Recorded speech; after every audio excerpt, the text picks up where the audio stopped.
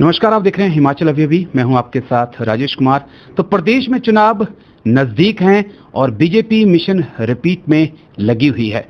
दारोमदार जो है वो सीएम जयराम ठाकुर पे है और आज वो हमारे साथ खास चर्चा में जुड़े हुए हैं।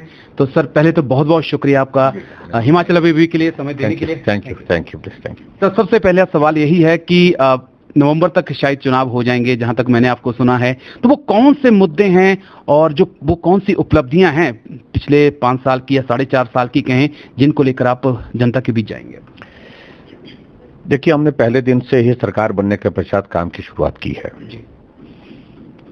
भले ही बीच में कोविड का संकट रहा, जिसने बहुत सारा वक्त जाया किया हमारा, और बहुत सारे प्रोजेक्ट भी प्रभावित हुए उसके कारण, लेकिन उसके बावजूद हमारे पास बहुत सारी उपलब्धियां इन 4.5 साल के कार्यकाल की है।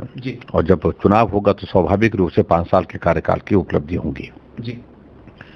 नए इनिशिएटिव हिमाचल प्रदेश में लिए हैं। अलग तरह से वर्क कल्चर को हमने डेवलप करने की यहाँ पर कोशिश की है। जो बदले की भावना से काम करने का तौर तरीका हुआ करता था किसी जमाने में, आज से पहले सरकारों का, तो उसको बिल्कुल समाप्त कर दिया।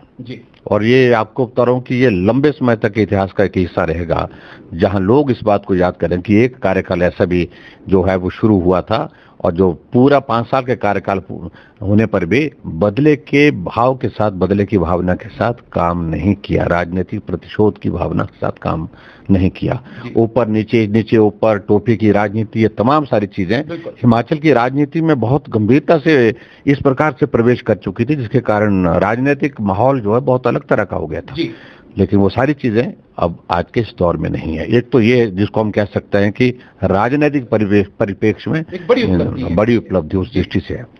और उसके बाद दूसरी सारी चीजें, इनिशिएटिव्स हमारे, हमने हिमाचल प्रदेश में नई योजनाओं की शुरुआत की।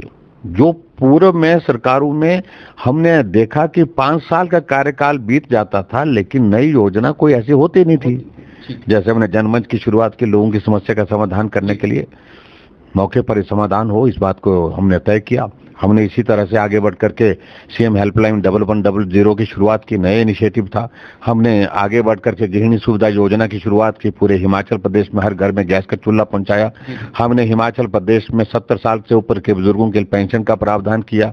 और आज हमने शुरुआत कर दी कि 60 साल से ऊपर जितने भी बुजुर्ग हैं उनको भी पेंशन का इसमें प्रावधान करके जो है उसमें जोड़ा। और 6,30,000 से ज्यादा लोगों को आज एक बटन दबा करके उनके खाते में हमने पेंशन डाल दी। 280 करोड़ रुपए आज हमने एक साथ जो है गरीब लोगों के खाते में डाल दिया। तो एक इस तरह के इनिशिएटिव, और उसके साथ आगे बढ़ करके हिम केयर की शुरुआत की स्वास्थ्य के क्षेत्र में। आज से पहले हिमाचल प्रदेश में इतने लंबे समय तक जो कहते हैं कि लंबे समय का अनुभव लंबे समय का होना कोई महत्व का विषय नहीं। आपका कॉन्ट्रीब्यूशन क्या है, आपका योगदान क्या है, आपने उस गरीब आदमी के लिए क्या दिया जो आपकी सरकार को बार बार बनाता रहा, बेवजह बनाता रहा, उसके लिए कुछ नहीं मिला लेकिन उसके बावजूद भी वो बनाता रहा क्योंकि वो गुमराह करते रहे। हमने उसके लिए ये किया कि उसका इलाज मुफ्त में हो। 5 लाख रुपए का हेल्थ कवर उसमें दिया। एक सवाल और है सर, 10 दिन के अंदर दूसरा कांगड़ा का दौरा, मैं किस प्रकार से इन चीजों को देखूं? कांगड़ा हिमाचल प्रदेश का बड़ा जिला है, सबसे बड़ा। सीएम भी बहुत बड़े हैं, तो सीएम का अगर दौरा होता है, सीएम 2 बार आते हैं तो कुछ ना कुछ चीजें होती हैं। वो आने वाले समय में हम हो सकता है इससे भी ज्यादा बार आए हैं, तो आप अगली बार पूछेंगे कि आप 5 दिन में कैसे आ गए। तो बहुत लंबा बड़ा जिला है और स्वाभाविक रूप से यहाँ की समस्याओं को समस्याओं का समाधान, और उसके साथ साथ में बहुत सारे क्षेत्र ऐसे थे वहाँ लोग मांग कर रहे थे हमारे चुने हुए प्रतिनिधि कि विकास की बहुत सारी योजनाएं उद्घाटन के लिए लंबित हैं, वहाँ आना चाहिए, और उस दृष्टि से आए हैं। और आने वाले समय में बहुत जल्दी हम फिर से आने वाले हैं। 30,000 नौकरियों को लेकर जो है लगातार सवाल उठ रहा है। हमारा एक कार्यक्रम चलता है चर्चा अभी, जिसमें बहुत सारे बच्चे हमारे साथ जुड़ते हैं। वो बोलते हैं मुझे कई बार कि सर, जब भी आप सीएम से मिलें तो पक्का ये पूछिएगा कि वो 30,000 नौकरियां कब खुलेंगी। देखिए, मैं इस बात को लेकर के हम पूरे आंकड़े के साथ आने वाले हैं। हर क्षेत्र में, चाहे वो हेल्थ सेक्टर है, हेल्थ सेक्टर में हमारा सबसे आज तक का किसी भी सरकार का रिक्रूटमेंट जो हुआ है उसमें सबसे ज्यादा हुआ है। एजुकेशन के सेक्टर में सबसे ज्यादा हुआ है। ठीक है, कुछ एक इश्यूज को लेकर के कोर्ट कचहरी में कुछ बातें अटकी पड़ी हैं, जिसके कारण हमारे जो बेरोजगार नौजवान हैं वो थोड़ा डिसअपॉइंटेड भी है।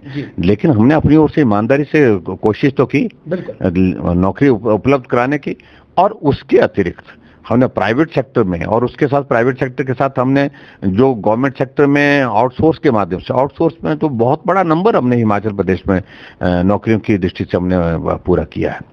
तो सभी नौजवान इस बात के लिए प्रश्न कहते हैं कि कोई भी आदमी ऐसा नहीं रहना चाहिए जिसको नौकरी न मिले, तो वो संभव कभी हो नहीं सकता, न किसी सरकार, न हमारी, न किसी और सरकार में संभव है। इसलिए नौजवानों का प्रश्न स्वाभाविक रूप से रहता है, जब किसी को नौकरी वो तो प्रश्न करेगा ही कि भाई मुझे तो नहीं मिली।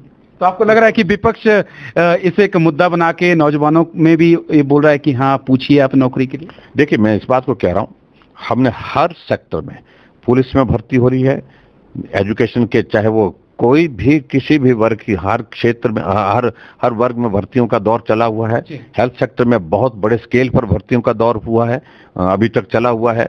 और इसके अलावा दूसरे डिपार्टमेंट में भी हर बार, पीडब्ल्यूडी डिपार्टमेंट में हमने 5000 नौकरी निकालने का जो मल्टीटास्क वर्कर का उसका प्रावधान निकाला है। मल्टीटास्क वर्कर हमने जो है पार्ट टाइम वर्कर जो इसमें लगने वाटर कैरियर के लिए, जिसका हम पहले करते थे, उसका हमने प्रोसेस जो है वो इंटरव्यू के लिए हमने एसडीएम के पास जारी कर दिया है, और उसमें आवेदन आने हजारों की संख्या में। तो इसलिए नौजवान पूछ रहे हैं भले हैं, लेकिन उसके बावजूद भी जो किया जा सकते ऐसे हालात में, कोविड के हालात में भी, तो हमने रोजगार देने का प्रयत्न ईमानदारी से किया है। लेकिन दो सवाल और बड़े तल्ख जो है मैं सीएम साहब से लूंगा, क्योंकि बड़ी मुश्किल से सीएम साहब मिले हैं। सीएम साहब, दो चीजें हैं, एक बच्चे लैपटॉप के लिए पूछ रहे हैं, और दूसरा जो चौकीदार हैं, जो चौकीदार के लिए आपने कहा था कि हाँ उनके लिए हम एक नीति बनाएंगे पंचायत चौकीदारों के लिए, उस पर थोड़ा सा मैं चाहूंगा आप स्पष्ट करें चीजें। देखिए, लैपटॉप के मामले को लेकर के थोड़ा सा कुछ टेक्निकल इश्यूज पीछे आए थे, जिसके कारण वो टेंडर की प्रक्रिया में कुछ विलंब हुआ है। लेकिन अब हम लैपटॉप आ चुके हैं, बहुत जल्दी उसके लिए हम लैपटॉप उसके लिए डिस्ट्रीब्यूशन के लिए कोई प्रोग्राम, एक स्टेट लेवल के एक प्रोग्राम हम ऑर्गेनाइज करने वाले हैं। मुझे लगता है विद इन 10-15 डेज, 10 दिन के अंदर हम लैपटॉप जो है हिमाचल प्रदेश के बच्चों को दे देंगे। और जहां तक रही बात पंचायत चौकीदार की, तो ये हमारे हाथों के ज्यादातर लगाए हुए हैं, क्योंकि मेरे पास महकमा भी रहा है। उस वक्त सबसे ज्यादा भर्ती हमने पंचायत चौकीदार की हुई है। और अभी हमने हिमाचल प्रदेश में नई पंचायतें बनाई हैं, 412 नई पंचायतें बनी हैं। 15 सालों के बाद हिमाचल प्रदेश में पंचायतें बनी हैं, तो और 412 और चौकीदार उसमें लगेंगे।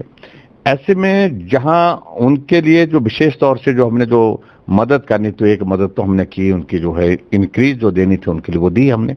लेकिन दूसरा हमने उनके लिए ये कहा कि वो मांग कर रहे हैं कि हमको रेगुलर किया जाए, हमको नियमित किया जाए, हमारे लिए नीति बनाई जाए।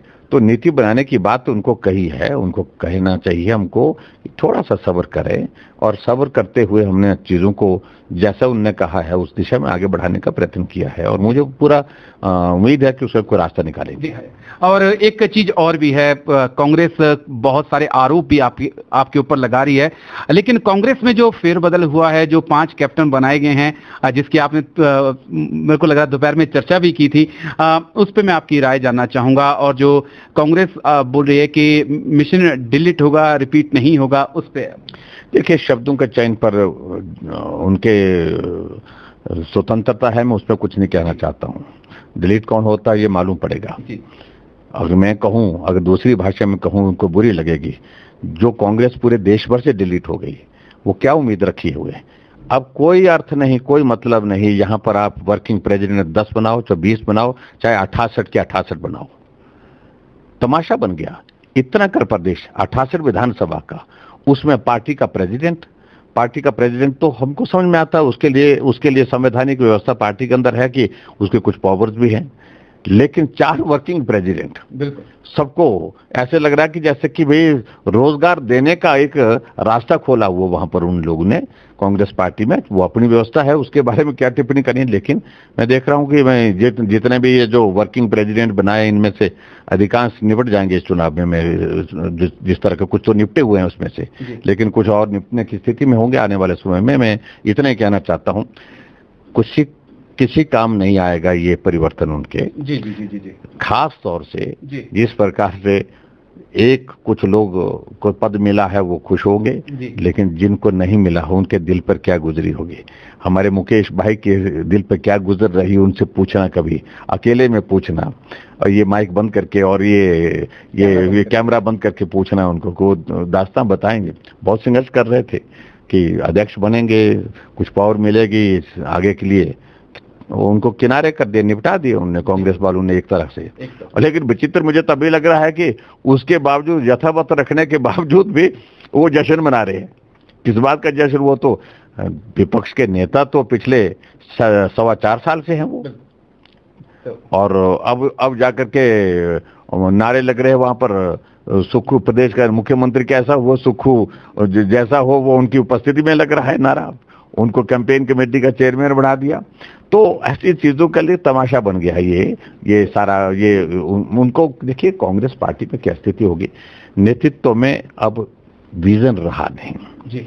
जो भी एक्सपेरिमेंट ये कर रहे हैं वो सारे के सारे इनके फेल हो रहे हैं जी। और ऐसी सूरत में ये एक्सपेरिमेंट एक नया है।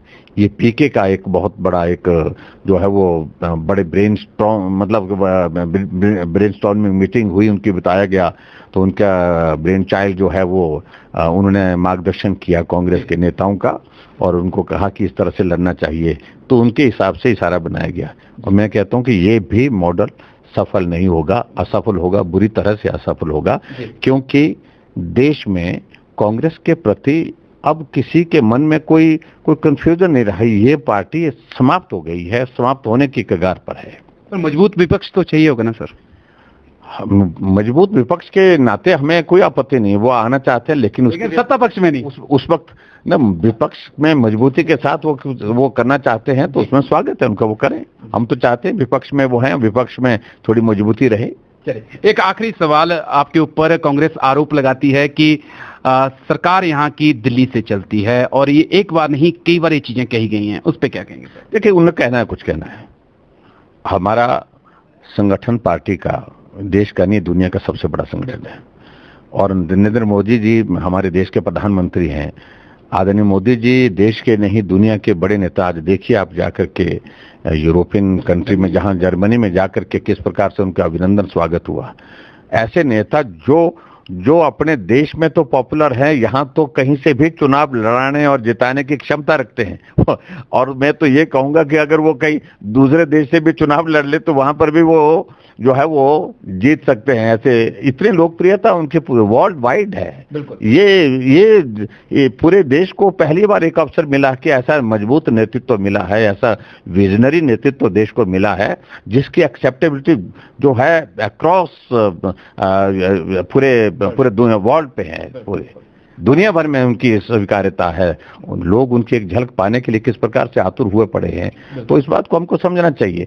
तो ऐसे में मैं उनसे एक ही बात जरूर कहना चाहता हूं, हमारा पार्टी का सिस्टम है, हम चर्चा करते हैं, डिस्कस करते हैं, और चर्चा करना गलत भी नहीं है, और उसके बाद जो है निर्णय करते हैं, और निर्णय जो होता है पूरी टीम का निर्णय होता है, अकेले का निर्णय नहीं होता है, टीम के साथ काम करते हैं।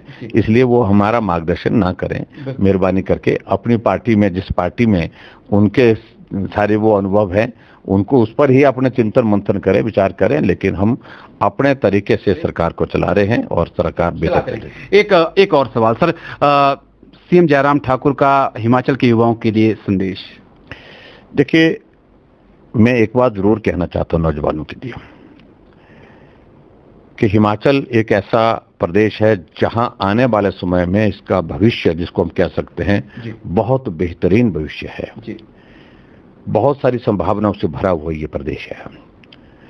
ऐसे में हमको आगे बढ़ कर के उन संभावनाओं के बीच में अपने भविष्य को बनाने के लिए प्रयत्नशील तो होना होगा जी। इस बात को भी मान के चलना पड़ेगा कि आज की तारीख में जो परिस्थितियां हैं वो कंपटीशन का दौर है, जमाना है जी। और पहले एक दौर होता था, इसको नौकरी दे दी, इसको नौकरी दे दी, इसको ये कर दो, उसको वो कर दे, वो दौर नहीं रहे। प्रतिस्पर्धा के दौर में से होकर के सब लोगों को हमको आगे बढ़ना होगा। और मैं इस बात को दावे के साथ करता हूँ, हिमाचल प्रदेश में साधनों की कमी हो सकती है, सुविधाओं की कमी हो सकती है, ग्रामीण क्षेत्रों में, शहरी क्षेत्रों में भी बच्चों के कैरियर से संबंधी उनकी पढ़ाई की दृष्टि से, लेकिन टैलेंट की कमी नहीं, योग्यता की कमी नहीं है, क्षमता की कमी नहीं है। अपनी क्षमता का पूरा उपयोग करें और जहां भी सरकार की ओर से उनको मदद करने की बात होगी, सरकार चट्टान की तरह उनके साथ खड़ी है। हमें बहुत प्रसन्नता होगी हमारा हिमाचल का नौजवान आगे जा करके जो प्रतिस्पर्धा में भाग लेने के पश्चात जो है, जब एक अच्छे कैरियर के लिए आगे बढ़ता है तो स्वाभाविक रूप से सबसे ज्यादा प्रसन्नता मुझे होती है और वो नौजवान आगे बढ़े, उनके लिए मैं शुभकामनाएं देता हूँ। बहुत बहुत शुक्रिया सर आपका हमें समय देने के लिए। तो 2-3 चीजें बहुत खास इस चर्चा में निकल के सामने आई हैं। पहली चर्चा ये कि रोजगार प्रदेश के काफी युवा मांग रहे हैं, लेकिन सीएम ने एक चीज बहुत साफ कही है कि कंपटीशन का जमाना है, आप उसके लिए तैयार हुइए, नौकरियों की कमी नहीं है। दूसरी चीज, जो बच्चे लैपटॉप चाह रहे थे तो थोड़ी देर पहले मुख्यमंत्री जी ने कहा है कि चंद दिनों की बात है, लैपटॉप आप तक जरूर पहुंचेंगे। तो हिमाचल अभी अभी में मेरे साथ बस इतना ही। प्रदेश की तमाम खबरों के लिए बने रहिए हमारे साथ।